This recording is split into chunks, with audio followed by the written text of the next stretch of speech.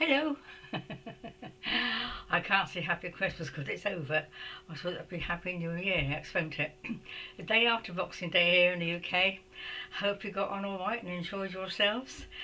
I don't know what I did. I think I probably did in a way. This video is about a huge big turnaround that I'm very proud of myself actually again. I sat here on Christmas morning and I wasn't expecting miracles. Although I'd like to manifest them.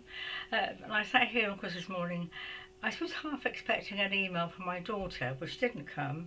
No email, no phone call, no present. This is what she sent me in a Christmas card, which I think is a coaster. You know, you put your mug on. All the way from New Zealand.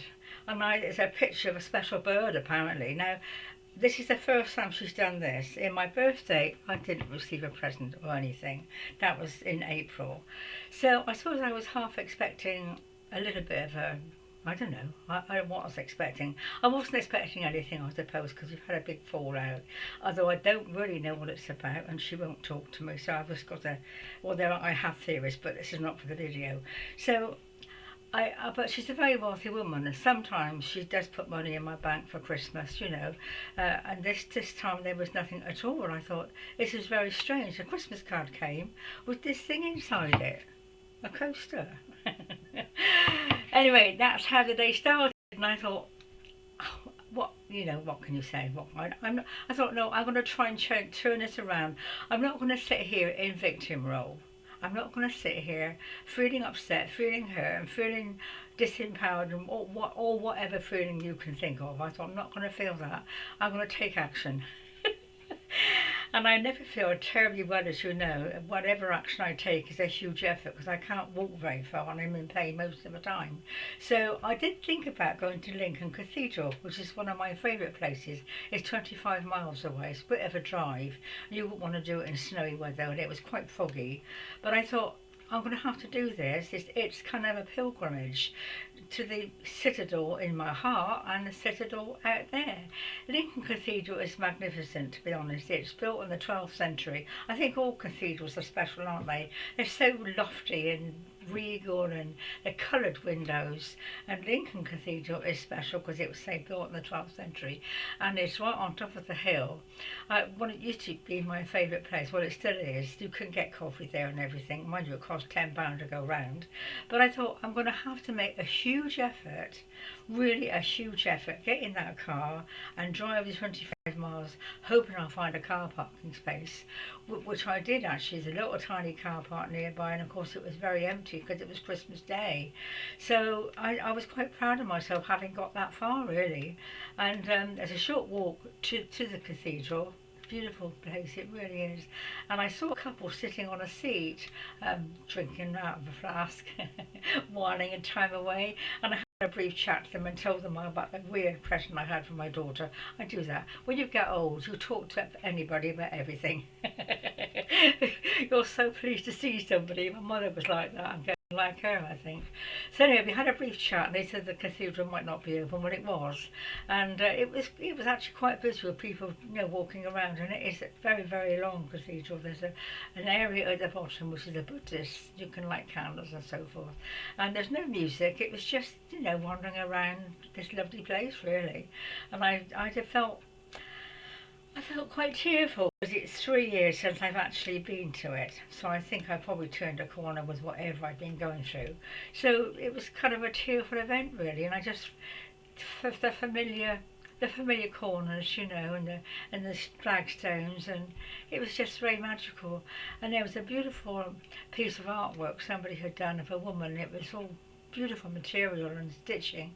It was a woman standing with her next to a swan. I think it was a swan, and I thought that was rather strange. I don't quite know what it represented, unless it was a divine feminine, I don't know, but I could relate to it because I'm not sure I've told you this, but when I first left my husband and I started on my spiritual journey, I had a dream, or kind of a vision, whatever you call it, in which I was travelling through the dark with a flock of snow geese. And I thought, this kind of, it just triggered off the memory. I thought, isn't that weird that I should see that you know, in the cathedral, somebody had made it with beautiful workmanship. It really was, with snow geese. I lost a lot actually. It was quite a long journey. So the cathedral itself was very, and the high altar, of course, and the stonework, magical, absolutely magical. So I came out of there, and the couple were still sitting on the sea. It seemed like they were waiting for me. I don't know. It just seemed like that. So he said, "Come and sit down by us," and we had a little chat. It was absolutely bitterly cold. I mean, it was bitterly cold. Fortunately, I had my warm trousers on and my fur coat and my fur hat. I looked like a little old lady that goes to churches, you know. And they were a really sweet couple, and he in particular was very interested in all the stuff that we talk about. It seemed they were sort of reasonably at the beginning, so of course you could imagine I went to town, had so much to talk about, and I got this mistake really giving too much information. You have to be careful. I mean, I got a bit carried away, but it was so nice to have someone to talk to. Bitterly cold, and so that kind of filled in the morning really. And I got back to my car, and you couldn't go for coffee. There was nothing open, of course, and so I had a flask in the car. I thought I was going to die of cold. I was so cold I couldn't even open the car door. I'm going to see what time it is. 6 minutes. It's going to be a short video today. I haven't done one for a couple of weeks. I've been feeling, I don't know what's been happening. Well, but I think there's a lot going on, isn't there? You know, cosmically. But I had a very strange experience. I think it was 3 days ago, Christmas Eve, yeah. I mean, I knew I had to have a quiet Christmas, but I had this, well, I thought I was having a heart attack like I did before. My heart was palpitating and missing beats. It lasted quite a long time. And I just thought, no, this is probably heart energy. And I was in and out of bed all day. I just felt it was kind of an input, download, whatever you call it. Of course, we don't know for sure. I mean, you know, at my age, it could be a heart attack. But I just felt it was the heart chakra having a, well, an input or an upload, whatever you call it. So I sort of rolled it out, and of course yesterday it calmed down a bit. So I was managed to get to the cathedral. No, that yesterday's Boxing Day. Is it Boxing Day yesterday? Yes. I've taken my little tree down. It was a miserable tree. I do get plants and animals communicate with me. I think we're all going into that because I'm actually now, which I've been told by Lord Michael, in the first subplane of the fifth dimension. I can remember when it happened. It was about 6 months ago.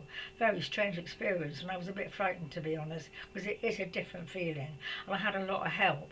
So, and they do say when you're in this fifth dimension, you do get more communication with plants and animals and stuff, and it is definitely, but it's more powerful. A lot of love coming from my crystals even. And this little tree I had from last year, and it was outside for the whole summer. But last year when I bought it, it was all like folded up in a net like they are, and I had to keep bringing its branches down. It wasn't that big, and it actually said to me, "Leave me alone." Not words, you know. It was upset that I was kind of pulling its branches about. So I stuck it in the pot, and I've had it all year, and brought it in a couple of months before Christmas. It didn't like being here. It didn't like it at all, so I've taken it down, and they said thank you. Well, they're cold weather things, really, aren't they? I think it might be the last year I shall have a Christmas tree because it's such a bother.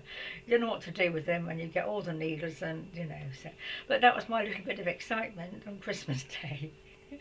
I bought something nice from Waitrose. But anyway, I was going to get round to the finality of this cathedral story.